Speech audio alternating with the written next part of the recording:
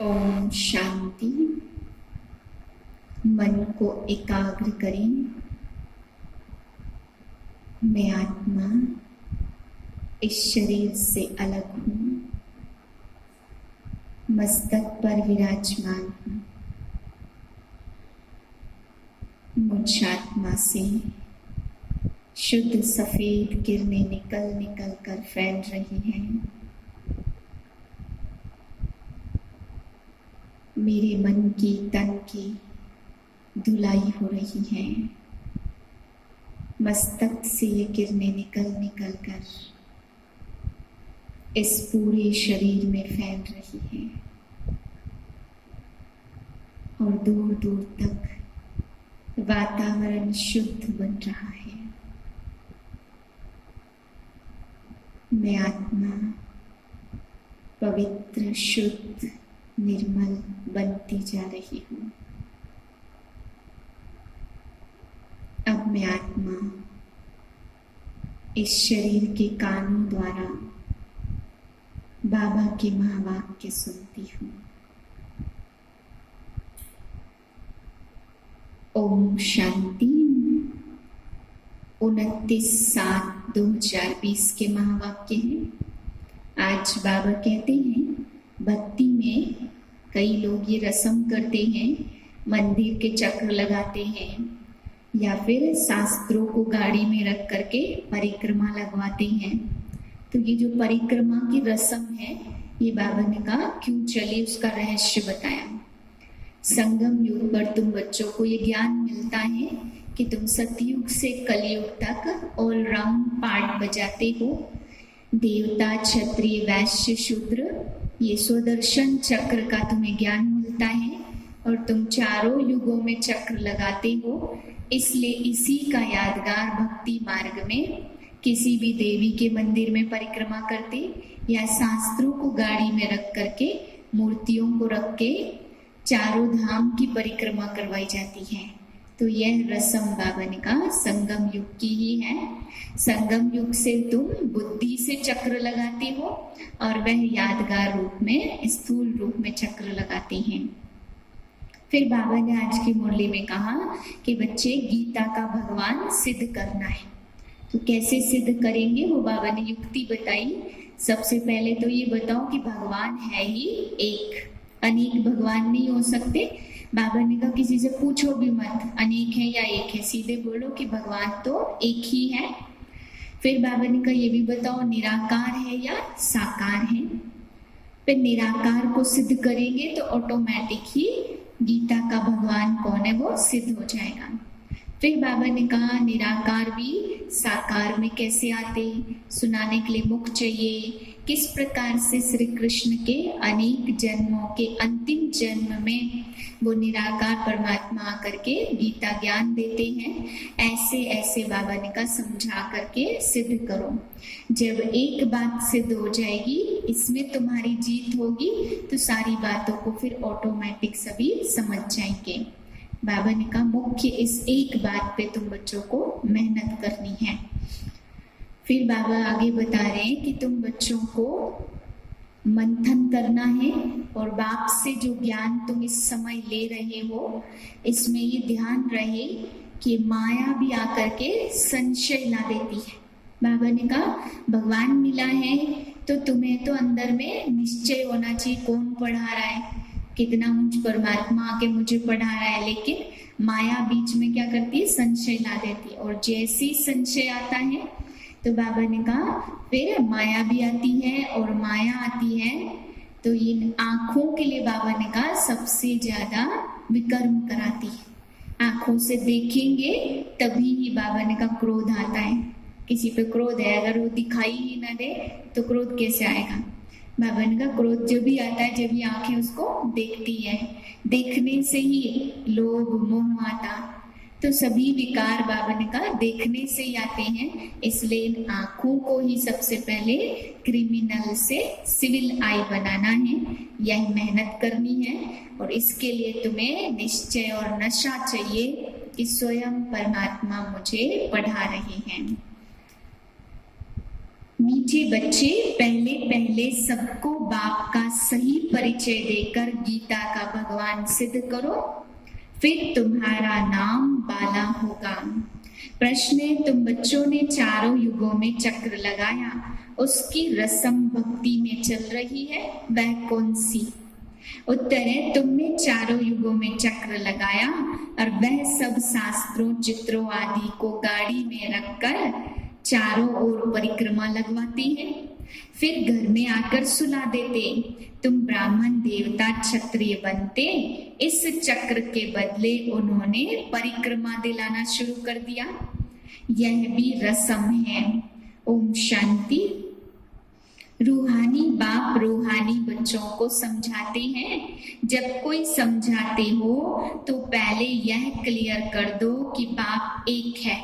पूछना नहीं है कि बाप कितने हैं, ऐसे तो वह अनेक कह देंगे। अच्छी रीति समझाओ, दो बाप है, लौकिक और पारलौकिक। लौकिक तो हर एक का अपना होता ही है, लेकिन उसको खुदा या गॉड नहीं कह सकते हैं। सब एक को ही याद करते हैं। उनको पहले यह निश्चय कराओ कि फादर एक है जो स्वर्ग की रचना करने वाला है। वह यहाँ आएंगे स्वर्ग का मालिक बनाने, जिसको शिव जयंती भी कहते हैं। बाप कहते हैं, मैं आकर तुमको राजयोग सिखलाता हूँ, नर से नारायण बनाता हूँ। पहले पहले यह निश्चय हो तो लिखा लेना चाहिए कि गीता में भगवानोवाच है ना, तो भगवान का नाम है शिव। नर से नारायण कौन बना सकते, जरूर समझाना पड़े भगवान कौन है, यह भी समझाना होता। जरूर संगम पर ही सीखते होंगे ना।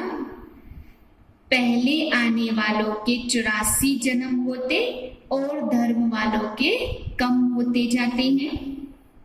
बुद्धि से समझते हो कि हम आत्माओं का बाप है, उनको कहा जाता परम आत्मा। वह सदैव पावन है, उनको आकर पतित दुनिया को पावन बनाना होता। तो पहले बाप एक है, यह सिद्ध कर बताने से गीता का भगवान कृष्ण नहीं है, वह भी सिद्ध हो जाएगा। तुम बच्चों को सिद्ध कर बताना है, एक बाप को ही ट्रुथ कहा जाता। बाकी कर्म कांड व तीर्थ आदि की बातें है सब भक्ति मार्ग के शास्त्रों में है। ज्ञान में तो इनका कोई वर्णन ही नहीं है। यह शास्त्र, यहाँ कोई शास्त्र नहीं। बाप आकर सारा ज्ञान समझाते हैं। श्री कृष्ण किसी का बाप नहीं हो सकता। वह किसी को नहीं कह सकते कि देह सही देह के सब धर्म छोड़ मामेकम याद करो, क्योंकि वह तो खुद ही देहधारी है तो बहुत सहज बात, परंतु शास्त्र पढ़कर भक्ति करके मनुष्य पक्के हो गए हैं। आजकल शास्त्रों को परिक्रमा भी लगाते हैं। अब श्री कृष्ण भगवानोवाच नहीं, परंतु शिव भगवानोवाच। शिव ही पुनर्जन्म रहित है। वह आते जरूर हैं, परंतु उनका दिव्य जन्म होता। भागीरथ पर आकर सवार होते, पतितों को आकर पावन बनाते। रचता और रचना के आदि मध्य अंत का राज समझाते हैं। जो नॉलेज और कोई नहीं जानते, बाप को आप ही आकर अपना परिचय देना है। मुख्य बात है बाप के परिचय की, वही गीता का भगवान है। तुम सिद्ध कर बताएंगे तो तुम्हारा नाम बहुत बाला हो जाएगा। तो ऐसा पर्चा बनाकर उसमें चित्र आदि लगाकर फिर एरोप्लेन से गिराने चाहिए। बाप मुख्य मुख्य बातें समझाते। तुम्हारी मुख्य एक बात में जीत हुई तो बस तुमने जीत पाई। इसमें तुम्हारा नाम बहुत बाला हुआ है, इसमें कोई भी खिटपिट नहीं करेंगे। ऐसे नहीं शिव बाबा आकर कृष्ण व नारायण बनते हैं, 84 जन्मों में आते हैं। नहीं, कृष्ण की महिमा अलग, शिव की महिमा अलग है। ऐसे ऐसे विचार सागर मंथन करो। जो पहले लक्ष्मी नारायण बनते वही 84 जन्म लेते लेते पिछाड़ी में आते, फिर उनके ही तन में बाप आते हैं। कृष्ण के बहुत जन्मों के अंत के जन्म में आते। रचता बाप का सबको मालूम पड़ जाएगा तो फिर तुम्हारे पास बहुत आएंगे, तुमको बुलाएंगे कि आकर भाषण करो। वह खुद कृष्ण तो है नहीं, बहुत जन्मों के अंतिम का अंतिम शरीर है। हर जन्म में फीचर्स और ऑक्यूपेशन आदि बदलता रहता है। बाप तुम बच्चों को साथ में पढ़ा कर ले जाते तो कोई भी तकलीफ की बात नहीं है। बाप फिर आकर राजयोग सिखलाते, भारत को राइटियस और साल्वेंट बनाते हैं। उस समय तुम सारे विश्व के मालिक हो। कहते हैं ना, wish you long life and prosperity. बाबा आशीर्वाद नहीं देते कि सदा जीते रहो, यह तो साधु लोग कहते हैं अमर रहो। तुम बच्चे समझते हो अमर तो जरूर अमरपुरी में होंगे ही, मृत्यु लोक में अमर कैसे कहेंगे। तो बच्चे जब मीटिंग आदि करते तो बाप राय पूछते हैं, बाबा एडवांस राय देते हैं। सब अपनी अपनी राय लिख भेजे, फिर भल इकट्ठे भी हो। राय तो मुरली में लिखने से सबके पास पहुंचती है। 2-3 हजार खर्चा बच जाए। इन 2-3 हजार से तो 2-3 सेंटर खोल सकते हैं। गांव गांव में जाना चाहिए चित्र आदि लेकर। तुम बच्चों का जास्ती इंटरेस्ट सूक्ष्म वतन की बातों में नहीं होना चाहिए। ब्रह्मा विष्णु शंकर आदि चित्र हैं, इस पर थोड़ा समझाया जाता। यहाँ आत्मा को बुलाया जाता, उनको दिखाते हैं।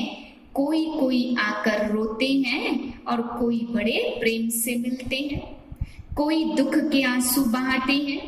यह सब ड्रामा में पार्ट है जिसको चिट चट कही जाए। वो लोग तो ब्राह्मण में कोई की आत्मा को बुलाते तो फिर उनको कपड़ा आदि पहनाएंगे।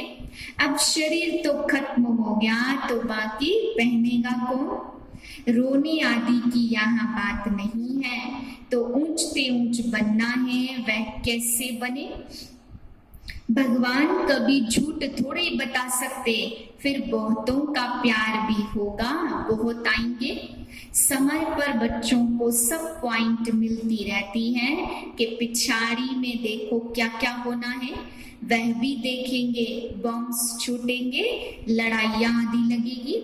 पहले मौत है उस तरफ, यहाँ तो रक्त की नदियां बहनी है और फिर घी दूध की नदी बहेगी। पहले पहले धुआं विलायत से निकलेगा, डर भी वहां है। कितने बड़े बड़े बॉम्ब्स बनाते, उसमें क्या क्या डालते रहते हैं, एकदम शहर के शहर नष्ट कर सकते हैं। बाप कहते बच्चे मामी कम याद करो, डिटिज्म, इस्लामिज्म, बुद्धिज्म, तुम स्टूडेंट की बुद्धि में यह सारी नॉलेज होनी चाहिए ना। अब अमर बाबा तुमको अमर कथा सुनाते हैं तो खुशी रहती है हम कितनी कमाई करते हैं। यह रूहानी नॉलेज बाप बैठ समझाते। सतयुग में एक धर्म श्रीमत से स्थापन होता, वहां द्वैत मत होती नहीं है।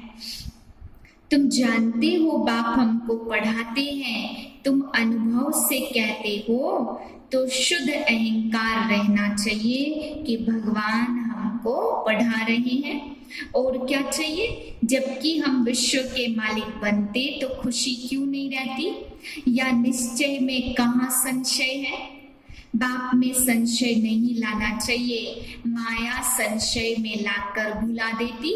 बाबा ने समझाया माया आंखों द्वारा बहुत धोखा देती है।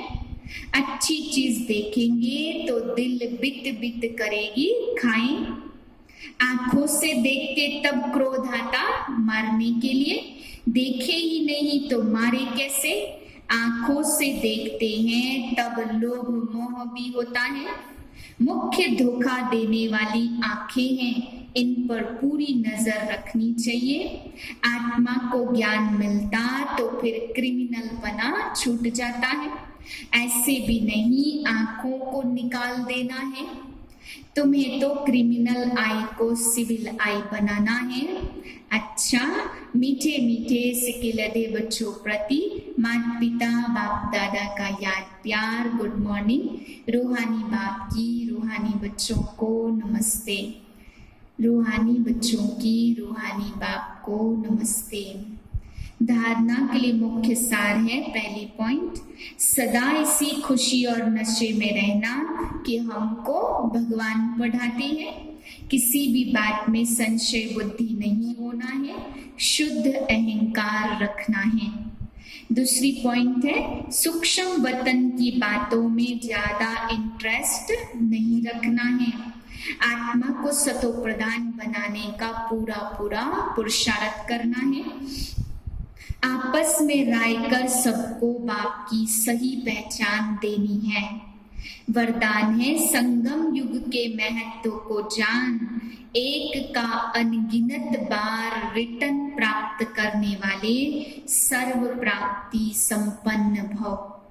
संगम युग पर बाप दादा का वायदा है, 1-2 लाख लोग। जैसे सर्वश्रेष्ठ समय, सर्वश्रेष्ठ जन्म, सर्वश्रेष्ठ टाइटल इस समय के हैं, वैसे सर्व प्राप्तियों का अनुभव अभी ही होता है।